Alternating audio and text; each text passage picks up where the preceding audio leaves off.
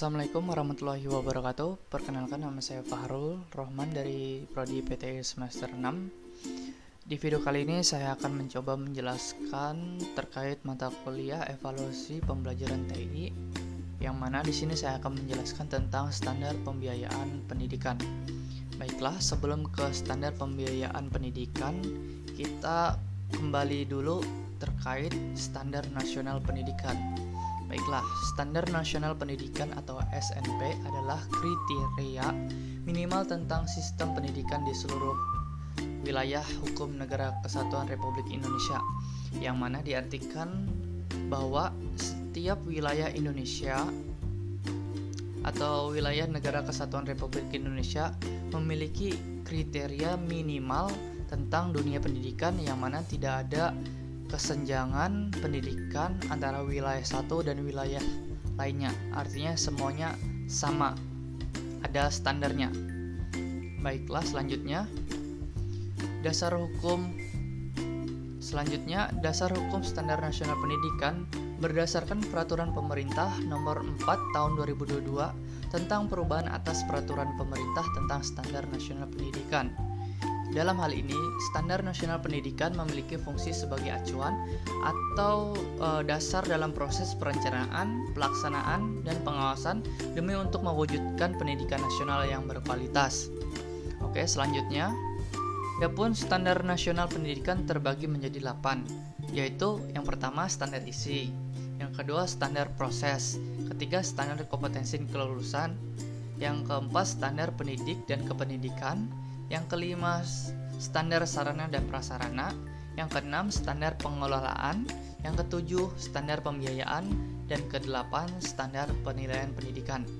Yang pertama standar pembiayaan pendidikan, yang mana standar pembiayaan ini mencakup persyaratan minimal tentang biaya satuan pendidikan, prosedur dan mekanisme pengelolaan, pengalokasian, dan akuntabilitas penggunaan biaya pendidikan. Selanjutnya, standar pembiayaan pendidikan terbagi menjadi 3. Yang pertama, biaya investasi, biaya personal, dan yang ketiga adalah biaya operasional. Baiklah, yang pertama yaitu biaya investasi, yang mana biaya investasi adalah biaya penyelenggaraan pendidikan yang sifatnya lebih permanen dan jangka waktunya lebih lama, antara 1 tahun, dan pada umumnya berupa sarana dan prasarana, pengembangan sumber daya manusia, dan modal kerja tetap. Yang kedua yaitu biaya personal, yang mana mencakup biaya pendidikan yang harus dikeluarkan oleh peserta didik untuk bisa mengikuti jalannya proses pembelajaran secara teratur dan berkelanjutan. Yang ketiga adalah biaya operasional atau biaya operasi. Biaya ini diperlukan sekolah untuk menunjang proses pembelajaran sehingga mampu menunjang proses hasil dari proses belajar dan mengajar sesuai yang diharapkan. Selanjutnya, sumber dana pembiayaan pendidikan. Berdasarkan Peraturan Mendiknas Nomor 19 Tahun 2007, sekolah diharuskan untuk menyusun pedoman pengelolaan dana yang mengacu pada standar pembiayaan. Ini sumber dana sekolah dapat dikelompokkan menjadi 3 kategori. Yang pertama dari pemerintah, yang kedua dari orang tua peserta didik, yang ketiga kelompok masyarakat. Nama pemerintah atau pemerintah pusat itu membantu dalam keuangan sekolah. Di dalam pemerintah pusat itu menurun lagi ke pemerintah daerah atau kabupaten atau provinsi.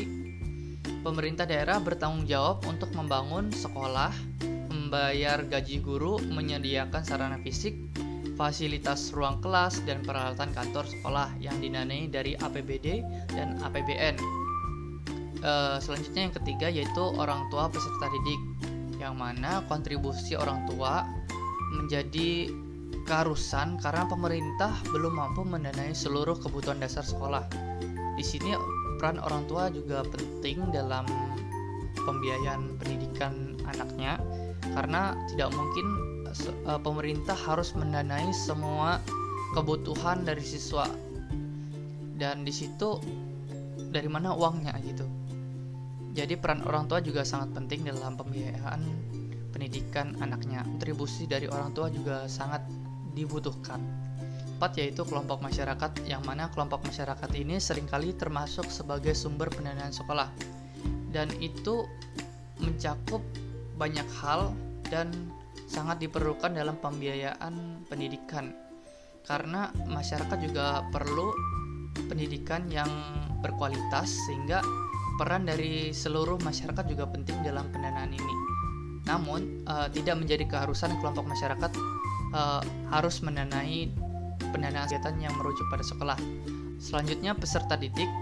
Para peserta didik kemungkinan merupakan sumber penggalangan dana sekolah yang baik dan biasanya melalui kegiatan yang merujuk pada sekolah. Oke, dalam hal ini peserta didik atau siswa biasanya membuat kegiatan dan mencari dana agar kegiatan tersebut yang saya tahu contohnya pramuka, OSIS, karena bertujuan untuk meningkatkan kualitas pendidikan di sekolah tersebut. Dan peran peserta didik juga sangat penting untuk melatih keaktifan mereka bisa memberikan kontribusi langsung kepada sekolah. Tingkat ketersediaan dana penyelenggaraan adalah jumlah dana yang tersedia dibandingkan dan kebutuhan, apakah lebih rendah, sesuai atau lebih tinggi. Peran ketersediaan biaya untuk ketenagaan